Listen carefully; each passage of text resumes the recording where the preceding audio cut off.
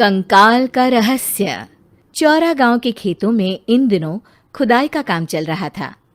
असल में इसी गांव से होकर एक अच्छी सड़क गुजरनी थी, इसलिए यहां खुदाई शुरू की गई थी। अचानक एक दिन खुदाई करने वाली मशीन से कुछ टकराता है। बाद में जब खोजबीन की जाती है तो वहां से दो कंकाल मिलते हैं। पुलिस गांव के लोगों से पूछताछ शुरू करती है। आप लोगों को क्या लगता है ये किसके कंकाल हो सकते हैं?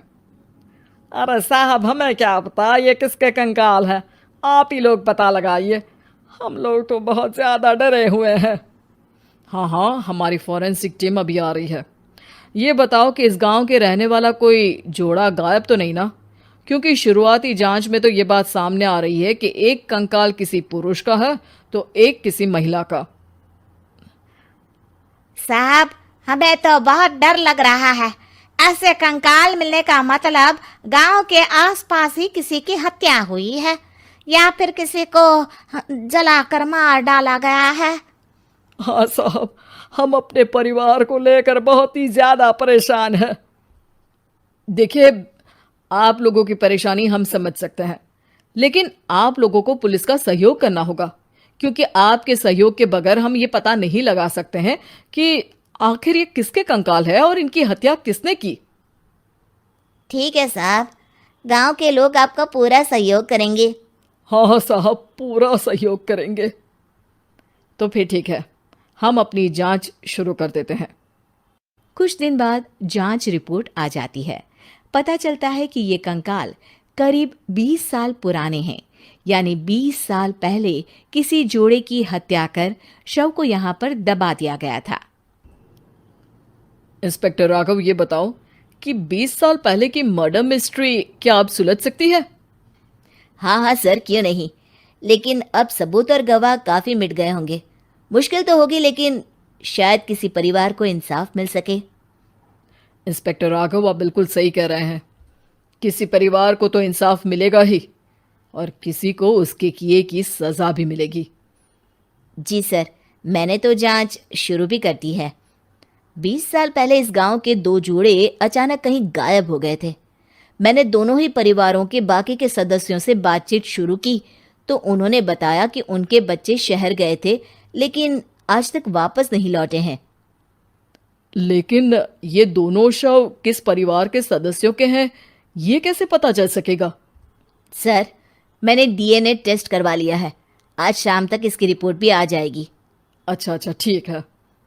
उसी शाम को सर, डीएनए रिपोर्ट के मुताबिक ये दोनों ही लाशें चौरा गांव के रहने वाले प्रधान सुल्तान सिंह के बेटे और बहू की है। लेकिन इनकी हत्याएं किसने की है, ये कैसे पता लगेगा? इसी का तो पता लगाने की कोशिश में जुटा हूं सर। आज सुल्तान सिंह से मिलने भी जा रहा हूं। मेरा बेटा और बहू तो मेरे लिए सिर्फ यादों में ही रह गए थे। हमें उनकी लाशें तक नहीं मिल सकी थी। आज 20 साल बाद उनके कंकाल मिले हैं। मैं अब किसके लिए जीऊं?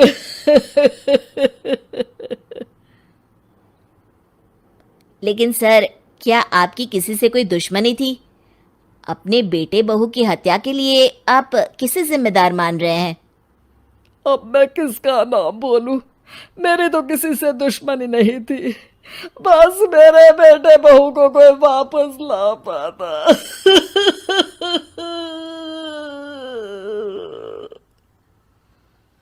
इसके बाद सुल्तान सिंह फूट फूट कर रोना शुरू कर देते हैं। सर, अब आप इनका अंतिम संस्कार करवा सकते हैं। कम से कम इनका शरीर ना सही, इनका कंकाल तो आपको मिला है। लेकिन हाँ, अगर आपको कुछ भी याद आए तो ज़रूर बताइएगा।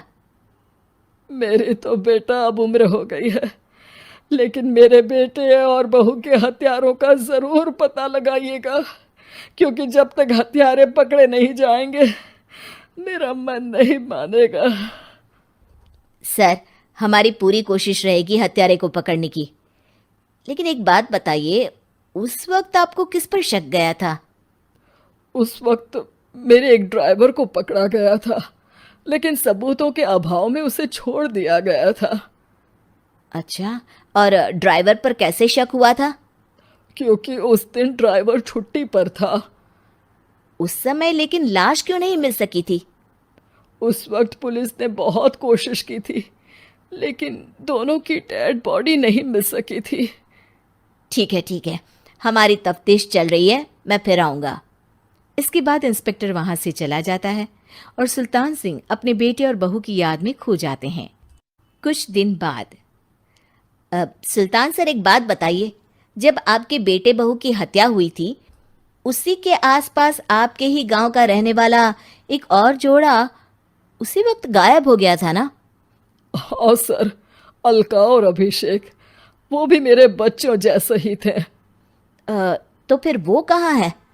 उनका भी आज तक पता नहीं चल सका, लेकिन बताते हैं कि कुछ साल पहले अभिषेक को गांव के ही किसी आदमी ने मुंबई में देखा था, लेकिन फिर वो गायब हो गया। यानी अभिषेक और अलका की हत्या नहीं हुई थी, बल्कि उन्होंने किसी वजह से खुद ही गांव छोड़ दिया था। हाँ हाँ, हो सकता है, क्योंकि अभिषेक मेरे बेटे संतोष का अच्छा दोस्त था और उसका मेरे घर भी आना जाना लगा रहता था। हो सकता है कि उसने मेरे बेटे और बहू के बारे में सुन लिया हो और ये गांव छोड़ दिया हो सकता है। उनके परिवार का कोई अब नहीं रहता क्या इस गांव में? अब तो कोई नहीं रहता।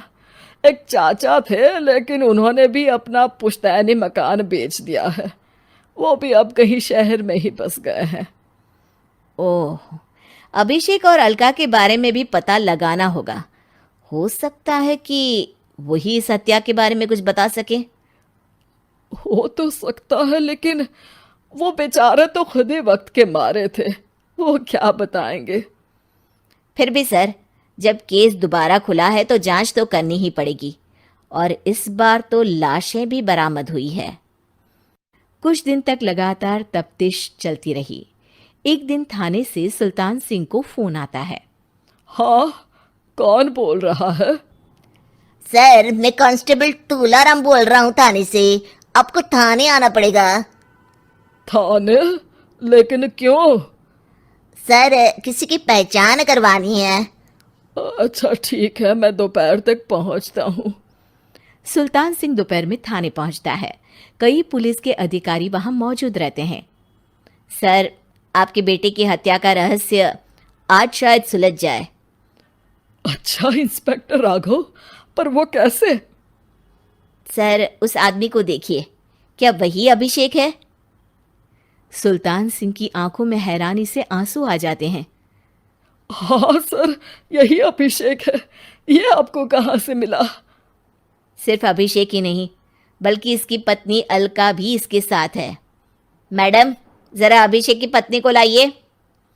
जैसे ही अलका को पेश किया जाता है, सुल्तान सिंह जमीन पर गिर जाते हैं। सुल्तान सर, क्या हुआ आपको? आप अलका को देखकर गिर क्यों गए?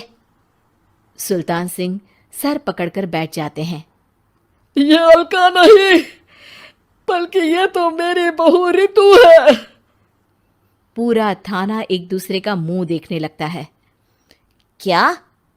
इसके बाद हर किसी को दो कंकाल और हत्या का रहस्य समझ में आ गया। अभिषेक और रितु ने मिलकर संतोष और अलका की हत्या की थी और लाश को जमीन के नीचे दबा दिया था। आज 20 साल बाद इस हत्या का रहस्य खुल सका था कि अवैध प्रेम संबंध में दो मासूमों की जान गई थी।